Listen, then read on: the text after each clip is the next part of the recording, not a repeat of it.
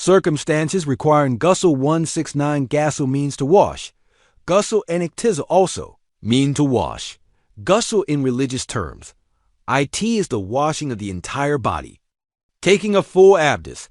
This is called Taharet-I Kubra, great purification. The circumstance requiring such purification is JANNIBULLAH IT, also refers to the end of a woman's menstrual or postnatal bleeding. A state of JANBAZUL, as will be explained below, results from the emission of semen during sexual intercourse. 170. Ghusl is required due to semen that is emitted with desire and expelled with desire. According to Imam Azam and Imam Muhammad, Ghusl is also required for semen that is emitted with desire and then expelled after the desire has subsided. However, according to Imam Abu Yusuf, Ghusl is not necessary. To ensure that semen, which was emitted with desire in a dream, is emitted after the desire has ceased, one should grasp the genital organ and then emit it. It is easier to choose the opinion of Imam Abu Yusuf for guests and those in cold weather. From this perspective, there are those who consider it appropriate to prefer this opinion. 171. It is also necessary to perform Ghusl due to semen that comes out as a result of lust through looking and touching. 172. When engaging in sexual intercourse, if the foreskin or a portion thereof enters, both the male and female who have reached puberty must perform Ghusl. Whether semen is emitted or not is irrelevant. If only one of them has reached puberty, only that person needs to perform Ghusl. The other does not. However, if they are nearing puberty, they are not permitted to pray without performing Ghusl. It is necessary to be cautious about purification in order to continue praying. In this and similar cases, the safe course of action is to avoid doubtful situations by performing Ghusl. 173. When someone wakes up from sleep and sees wetness on their bed, clothes, or body, they should check. If they remember having sexual intercourse in their dream, they must perform Ghusl. It does not matter if they are uncertain whether the moisture is semen or not. However, if they do not remember having an erection, the nature of the discharge is not considered and Ghusl is not required. This is because it is not known whether the discharge came from sexual desire. This matter is according to Imam Abu Yusuf. According to Imam Azam and Imam Muhammad, if he understands that the discharge is semen, he does not need to perform Ghusl. However, if he knows it is semen or is in doubt, he must perform Ghusl. This is also the cautious approach. Therefore, the fatwa is based on this.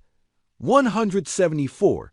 If someone wakes up from their bed and remembers having had a wet dream and sees moisture on their genitals, they must perform Ghusl. If a person sleeps standing or sitting and wakes up to find a precursor in this organ, it is examined. If they believe this moisture to be semen, or if this organ was in a still state before sleeping, they must perform Ghusl. However, if they do not believe this to be the case and the genital organ was already awake, they do not need to perform Ghusl. The moisture found is deemed to be MEZI because the awakening of the organ causes the emission of semen. 175. If a drunk or unconscious person wakes up and finds semen on himself, he must perform Ghusl. If he finds MEZI, he does not need to wash. 176. If, while urinating, the genital organ is awake and semen comes out, he must wash. If the organ is not erect, Ghusl is not required, because erection is evidence of sexual desire. 177. If a man or a woman has a wet dream but nitrogen monoxide semen is released, they do not need to wash. According to Imam Muhammad, such a woman should wash as a precaution, because there is a possibility that a fluid from the woman may return to her. 178. A person who has an erection or has sexual intercourse, even if they wash without urinating or walking much or lying down and sleeping, but then the remaining part of the semen comes out, they must wash a second time. However, if they urinate or walk a long distance or sleep after the fact. The semen that comes out without desire does not require ghusl, because in this case, the semen is found to have been separated from its place without desire. Again, if a woman's husband's semen comes out after she has washed, she does not need to perform ghusl again. 1792 people sleeping in the same bed wake up without remembering having had a wet dream. And if they see a liquid like semen or dried semen on the bed, and if someone else had been sleeping in that bed before them, in this case, if IT is not known whose semen IT is, both should wash themselves as a precaution. 180. If semen is discharged without sexual desire, without being beaten, without lifting a heavy load, and without falling from a high place, ghusl is not required. According to Imam Shafi, ghusl is required in these cases as well. 181. Ghusl is not required for semen that is separated from its place with desire, unless it is released outside the body or into a place considered outside the body. 182. Ghusl is not required if semen does not come out during intercourse with a virgin girl in a way that does not break her virginity. Because virginity means that penetration is prevented up to the circumcision area.